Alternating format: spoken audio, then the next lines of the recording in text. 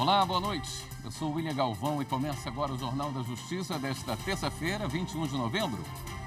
Por unanimidade, o plenário do Supremo Tribunal Federal rejeita a denúncia da Procuradoria-Geral da República contra a deputada federal Gleice Hoffmann por corrupção passiva e lavagem de dinheiro envolvendo a construtora Odebrecht. Esse é um dos destaques de hoje e você acompanha também nesta edição. STF invalida normas sobre promoções no Ministério Público e na Defensoria Pública de 7 estados. Ministros do Supremo julgam se pescadores atingidos por mancha de óleo em 2019 têm direito ao auxílio emergencial. E ainda, programa Diálogos com o Supremo recebe o professor e jurista alemão Dieter Green, um dos mais prestigiados constitucionalistas da atualidade.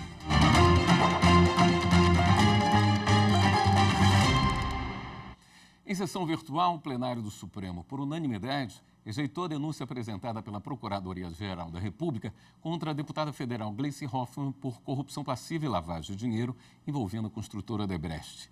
O inquérito em questão também tinha como réus o ex-ministro das Comunicações, Paulo Bernardo, Leônidas Dallagnol, ex-chefe de gabinete da parlamentar, que na época era senadora, e Marcelo Odebrecht. A denúncia apresentada em 2018 alegava que Gleice, Bernardo e Dallagnol teriam aceitado do empresário uma promessa de 5 milhões de reais em troca de influenciarem a favor dos interesses da empreiteira. No voto, o relator do inquérito, o ministro Edson Fachin, frisou, entre outros pontos, que a denúncia não descreveu quais atribuições relativas ao cargo ocupado pelos acusados teriam sido objeto da negociação e que não há evidências que vinculem a vantagem indevida com o desempenho de funções públicas. Em relação a Marcelo Odebrecht, o ministro destacou que a conduta praticada em 2014 era a continuação de uma negociação consumada em 2010 entre a construtora e o PT. Por isso, ele não poderia ser acusado, pois ninguém pode ser julgado mais de uma vez pelo mesmo crime. Além de rejeitar a denúncia em relação a Gleice Hoffmann, o plenário também extinguiu o processo contra os demais réus. E o STF invalidou normas sobre promoções no Ministério Público e na Defensoria Pública de 7 estados. Para a Corte, as leis estaduais invadiram a competência da União para regular as carreiras. Repórter Renato Rosa. A Procuradoria-Geral da República questionou no Supremo 3 normas dos estados do Paraná, Rio Grande do Norte e do Maranhão. Nesses casos, foi aplicada a jurisprudência da Corte para invalidar normas estaduais que incluíam um tempo de serviço como um dos critérios de desempate na promoção de carreira de integrantes do Ministério Público. Para os ministros, as regras invadiram a competência da União, por ser privativa do chefe do Poder Executivo Federal propor lei que estabelece normas gerais de organização do MP no âmbito dos estados. No voto, o relator, ministro Nunes Marques, destacou: em síntese, de acordo com a jurisprudência consagrada nesta casa, é inconstitucional norma estadual a incluir o tempo de serviço público como um dos critérios de desempate na definição da ordem de antiguidade de membros do Ministério Público, por violação ao princípio da isonomia. Ao analisar outra ação, no caso do estado do Rio Grande do Sul, o relator pontuou que não é possível ao membro do Ministério Público admitido na carreira depois da Constituição de 88 ocupar função pública estranha à da instituição, ainda que mediante autorização do Procurador-Geral de Justiça, ouvido ou não o Conselho Superior do órgão. O relator declarou a inconstitucionalidade parcial, devendo preservar a consulta do Conselho. Outras 3 ações também de relatoria do ministro Nunes Marques, mas relacionadas à Defensoria Pública de São Paulo, Amazonas e Sergipe, foram julgadas no plenário virtual. Segundo a Corte, a lei federal estabelece normas gerais para a organização das defensorias nos estados e define que a antiguidade será apurada pelo tempo de efetivo exercício, sem referência ao tempo de serviço público no estado, de forma geral. Por unanimidade, os ministros seguiram o relator. A Corte determinou que a decisão passa a valer a partir da publicação da ata do julgamento das ações, por força do princípio da segurança jurídica e do interesse público, e que deve ser preservada a validade dos atos de remoção e promoção, praticados com base nas leis agora declaradas inconstitucionais. Os ministros do STF vão decidir se pescadores atingidos por mancha de óleo em 2019 têm direito ao auxílio emergencial, mesmo depois da perda da eficácia da medida provisória que previu o benefício. O julgamento está no plenário virtual. A repórter Marta Ferreira tem os detalhes. Mais de 3.000 quilômetros da costa brasileira, do Maranhão ao norte do Rio de Janeiro, foram atingidos pelas manchas de óleo em agosto de 2019. O desastre ambiental prejudicou milhares de pescadores. Na época, o governo federal editou uma medida provisória para garantir auxílio emergencial aos pescadores profissionais artesanais que atuassem nos municípios afetados. A medida provisória estabelecia os requisitos para o pagamento desse auxílio. Também determinava que o Ministério da Agricultura, Pecuária e Abastecimento elaborasse a lista dos beneficiados. O problema é que a MP perdeu a vigência, porque não foi convertida em lei no prazo previsto. Como consequência, milhares de pescadores deixaram de receber o benefício em razão da demora do Ministério da Agricultura em analisar os pedidos para a inclusão na lista. Muitos recorreram à Justiça para ter o direito assegurado. Um desses pescadores conseguiu uma decisão favorável. E aí, a União recorreu ao Supremo, alegando que, como o pescador não recebia o auxílio e a MP havia perdido a validade, não tinha por que ele receber o pagamento. O Procurador-Geral da República se manifestou a favor dos pescadores. Ele lembrou que a não concessão do benefício pela demora da administração vai contra os princípios da igualdade e da segurança jurídica. O caso foi levado para análise no plenário virtual do Supremo. O relator é o ministro Dias Toffoli, que negou o pedido da União. Ele destacou que os pescadores artesanais não poderiam ser prejudicados em razão de problemas burocráticos da própria administração pública. Além disso, Toffoli entende que negar o benefício a alguns pescadores e conceder a outros violaria os princípios da isonomia e da segurança jurídica. No voto, Toffoli propôs ainda que a decisão do recurso alcance apenas o pescador do caso concreto, em razão das peculiaridades do processo. O prazo para os demais ministros apresentarem o voto termina no dia 24 de novembro.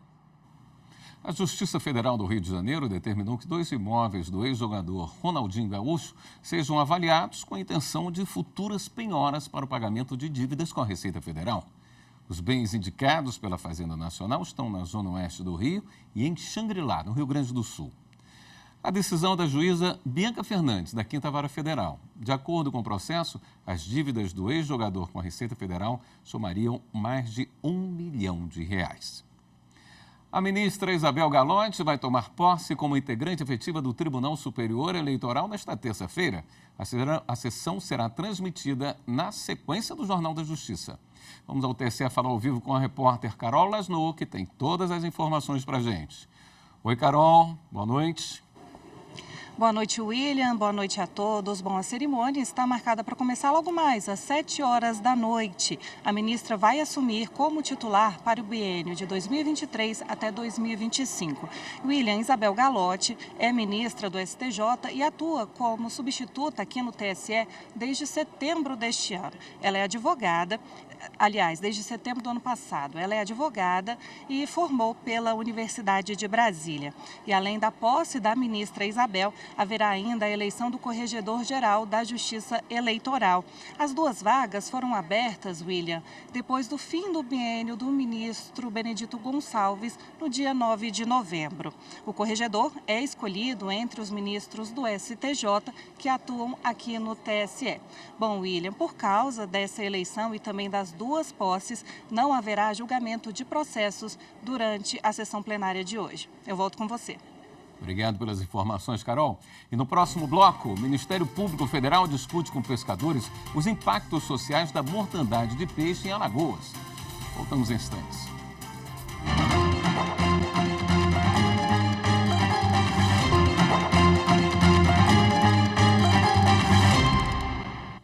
A terceira turma do Tribunal Superior do Trabalho manteve a condenação de um hospital do Pará que descumpriu normas de saúde e segurança do trabalho. Para o colegiado, os danos são de natureza coletiva e não individual. Mais informações com o repórter Pablo Lemos. O Hospital Porto Dias, de Belém, no Pará, foi condenado em ação civil pública, ajuizada pelo Ministério Público do Trabalho. O MPT apontou diversas irregularidades, como imposição de horas extras, especialmente em regime de 12/36, atraso no pagamento de salários e 13º. Além disso, houve desrespeito à jornada legal para técnicos em radiologia e fornecimento irregular de equipamentos adequados aos operadores de call center. No entanto, o Tribunal Regional do Trabalho da 8ª Região, que abrange o Pará e o Amapá, afastou a condenação. O caso chegou ao TST. O relator na terceira turma foi o ministro Alberto Balazeiro. Ao analisar o recurso do hospital contra a condenação, considerou que houve uma série de violações graves. O regional ele traz uma série, inclusive relacionadas à jornada também em relação à desobediência de fornecimento de EPI. Se trata de um hospital, é uma entidade de meio ambiente de trabalho particular. Por essa razão, identifico como processo estrutural a questão do meio ambiente como direito intergeracional e eu estou negando o provimento e mantendo o dano moral coletivo, inclusive porque não vejo nenhum tipo de desproporcionalidade na condenação, presidente. Ao manter a condenação por danos morais coletivos, o relator fixou indenização no valor de R$150 mil. Balazeiro lembrou ainda que, conforme a jurisprudência do TST, a indenização desse tipo é devida quando há a constatação de descumprimento da legislação trabalhista, especialmente sobre normas relacionadas à saúde e à segurança. Para ele, houve falha em providenciar um meio ambiente seguro e sadio aos trabalhadores. E acrescentou que as ilegalidades transcenderam a esfera individual e afetaram a coletividade. A turma acompanhou o voto do relator por unanimidade, mas o hospital entrou com embargos para que a decisão seja revista. Em Alagoas, integrantes do Ministério Público Federal se reuniram com pescadores e instituições para discutir os impactos sociais da mortandade de peixes no Rio Santo Antônio. Repórter Erika Picelli. Na reunião, os pescadores que dependem do rio alegaram não ter alternativas de sustento diante da contaminação dele e dos peixes. A situação do Rio Santo Antônio, que corta os municípios de Barra de Santo Antônio e São Luís do Quitunte, é acompanhada pelo MPF desde 2020. O relatório final da Universidade Federal de Alagoas aponta a poluição industrial, agrícola e esgoto doméstico como causas da morte de peixes. O MPF enviou ofícios ao Instituto de Meio Ambiente em Alagoas e ao ICMBio e aguarda essas informações para adotar providências cíveis e criminais cabíveis. Já no Rio de Janeiro, o Ministério Público Federal foi à Justiça pela suspensão das licenças concedidas pelo município de Arraial do Cabo para atividades comerciais, inclusive de aluguel ou hospedagem turística em imóveis construídos de forma irregular nos costões rochosos do Pontal do Atalaia. Márcio Fontinelli tem as informações. O pedido faz parte de uma ação civil pública de 2020, ajuizada pelo Ministério Público Federal contra as construções irregulares no Pontal do Atalaia. A região tem sido alvo de invasores e de especulações imobiliárias. Prova disso são as postagens em redes sociais oferecendo aluguel de uma das unidades habitacionais que já foram embargadas pela Justiça. Além da suspensão das eventuais licenças concedidas pela Prefeitura de Arraial do Cabo, o MPF pede que seja intensificada a fiscalização no local. O livro A Inseguridade Social no Brasil, Desafios para uma Seguridade 4.0, foi lançado no Espaço Cultural do Superior Tribunal de Justiça com a presença de ministros e juristas. Kátia Gomes acompanhou. Com a apresentação da ministra do STJ, Suzete Magalhães, a obra aborda a evolução histórica e legislativa dos riscos sociais protegidos pela Seguridade Social e traz novas reflexões sobre as matérias que devem ser objeto de proteção. A ministra destacou a relevância do tema. Segundo a última obra Justiça em Números, que foi lançada agora em setembro de 2023, segundo os dados estatísticos registrados nesta obra, no ano de 2022, dos 5 temas mais demandados na Justiça Federal, de primeiro e segundo graus, incluindo os juizados especiais federais. 4 dizem respeito a benefícios em espécie. Isso bem demonstra a importância da discussão deste tema. A autora do livro, que é advogada, cientista política e professora Thaís Riedel, reforça que é preciso repensar os modelos tributário, trabalhista e previdenciário para que eles sejam readequados à era digital. Hoje, vários postos de trabalho estão sendo substituídos, por máquinas, até na área de serviço, inteligência artificial. E isso vai envolver várias discussões sobre a tributação e a contribuição das pessoas para a Previdência. Hoje nós temos trabalhos transnacionais, como que hoje as pessoas têm trabalho, mas não têm emprego. E por isso elas acabam não contribuindo para o sistema. Por outro lado, a gente também tem o Sistema Único de Saúde, que está dentro da Seguridade Social, que tem muitos desafios, e a assistência social, que é destinada aos hipossuficientes. Então, a Seguridade Social 4.0 é aquela que consegue atender aos riscos modernos, os riscos da pós-modernidade, que a gente consiga avançar na proteção da população para alcançar bem-estar e justiça social. Jurista alemão Dieter Green, um dos maiores constitucionalistas do mundo, faz palestra no Supremo Tribunal Federal. Assunto para o próximo bloco. Até já.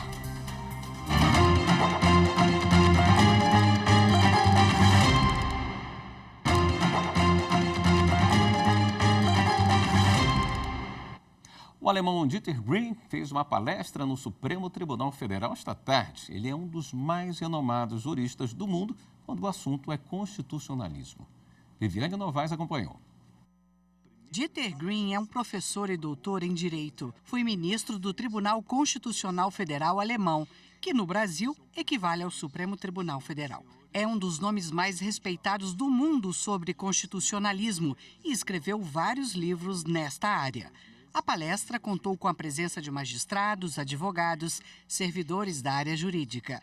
Aqui também estavam a embaixadora da Alemanha no Brasil, Bettina Kadenbach, o ministro Gilmar Mendes e o presidente do STF, ministro Luiz Roberto Barroso. É um amigo do Brasil e eu penso, um dos principais autores de direito constitucional no mundo e com um destaque pela capacidade que ele tem de transitar entre o direito constitucional de diferentes partes do mundo. O professor Dieter Green já esteve no Brasil muitas vezes, é familiarizado com as questões brasileiras, é um dos principais constitucionalistas da Alemanha e eu mesmo convivo com ele há muitos anos em universidades americanas, tanto em Harvard como em Yale, onde ele também é uma referência. Em seu estudo, o professor Green registra a mudança dos tempos, com a derrocada das ditaduras, que foi seguida da promulgação de constituições democráticas e do estabelecimento do controle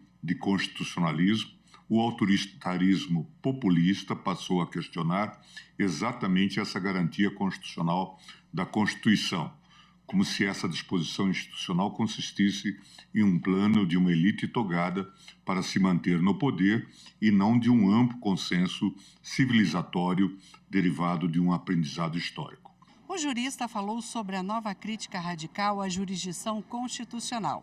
Essa palestra é uma parceria do STF com a Embaixada da Alemanha e faz parte do programa Diálogos com o Supremo, que traz personalidades para debates sobre temas atuais de importância no meio jurídico. O constitucionalismo estabelece limites para o poder público restringir direitos fundamentais dos cidadãos. Dieter Green disse que já esteve outras vezes no Brasil e na Suprema Corte, mas que esta foi a primeira oportunidade em dar palestra sobre o assunto. O jurista alemão contou que 30 anos atrás, o constitucionalismo teria se estabelecido para legitimar o poder público, mas que hoje a jurisdição está sob pressão política e é criticada nos meios acadêmicos.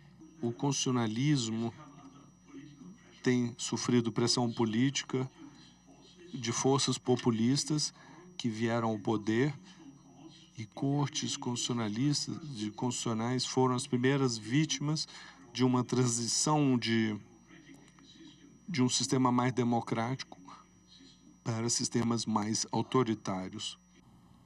E acabou hoje no TSE o Encontro Nacional das Escolas Judiciárias Eleitorais.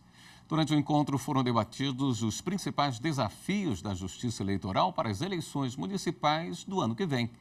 A Escola Judiciária do Tribunal Superior Eleitoral apresentou também a programação do Sistema EJE para os próximos 2 anos. O sistema tem o objetivo de promover atividades de pesquisa, formação profissional e publicação e divulgação de trabalhos sobre direito eleitoral. O Centro Judiciário de Solução de Conflitos e Cidadania Ambiental de Mato Grosso é parceiro do projeto que incentiva moradores de Cuiabá a fazerem adequações para a interligação da rede de esgoto. Quem explica é a repórter Fernanda Fernandes. Apesar de haver a obrigatoriedade para que as redes particulares de esgoto sejam interligadas à caixa coletora da concessionária de água e esgoto de Cuiabá, menos de 50% dos imóveis da capital, localizados em regiões com cobertura sanitária, fizeram essa adequação. Cenário que traz impactos ambientais negativos, uma vez que somente com essa ligação da tubulação interna com a rede coletora é que é possível fazer a coleta e o tratamento adequados dos resíduos para posterior devolução à natureza. E foi para buscar maior adesão da população e evitar novos processos judiciais é que o Judiciário de Mato Grosso se reuniu com representantes dos órgãos envolvidos. Esse foi o segundo encontro sugerido e intermediado pelo Centro Judiciário de Solução de Conflitos e Cidadania em matéria ambiental de Cuiabá e que integrou a Semana Nacional da Conciliação, campanha do CNJ que estimula o uso dos meios consensuais de solução de litígio. Na reunião, em que também esteve presente o NUPEMEC, foram definidos os detalhes para a elaboração de um termo de cooperação técnica entre as instituições e a execução de um projeto piloto com 150 moradores. Elas serão convidadas, então, a uma audiência de conciliação, a participar de uma audiência de conciliação no Sejusc Ambiental, onde nós teremos um preposto da concessionária que vai fazer todo o esclarecimento de como que funciona essa interligação. Vamos explicar a responsabilidade desse munícipe, né, que a legislação determina que é dever do munícipe fazer essa interligação. E havendo interesse desse munícipe em aderir ao programa, né, ao projeto, ele vai assinar um termo de acordo, onde ele vai ter prazo, né, para cumprimento dessa obrigação. Esse projeto aqui vai melhorar a qualidade de vida ambiental, vai melhorar a saúde pública, porque vai ocorrer o tratamento dos efluentes. Então, o ganho ambiental e a proposta que se está sendo abarcada é de extrema importância. Na oportunidade, também foi apontada a falta de profissionais capacitados para fazer a conexão das residências com a rede pública. Por isso, foi acertada a realização de uma capacitação gratuita em parceria com o Senai para quem se interessar. E agora, até o final do mês, a gente vai dar o lançamento desse projeto e dessa capacitação. E será aberto para todo o público, desde que atendido alguns pré-requisitos básicos, que seria mais na função do profissional. Hoje, vários imóveis estão em situação, irregular, e essa falta do esgoto ainda prejudica ainda mais, o imóvel e o entorno, no bairro. Então, o bairro em si vai ganhar muito, os imóveis vão ser valorizados, sabe? Só tem o município só tem a ganhar com esse projeto. O Judiciário de Alagoas renovou convênio com uma instituição de ensino do Estado para dar continuidade ao projeto Pavimentando Futuros, que oferece oportunidade de trabalho para jovens em acolhimento. Repórter André Risco. Ao todo, a Unima disponibiliza 5 vagas para que a 28ª Vara da Infância da capital encaminhe jovens em acolhimento institucional para que atuem como menores aprendizes na universidade. Dentro do ambiente acadêmico, a gente consegue encontrar várias áreas que eles podem atuar.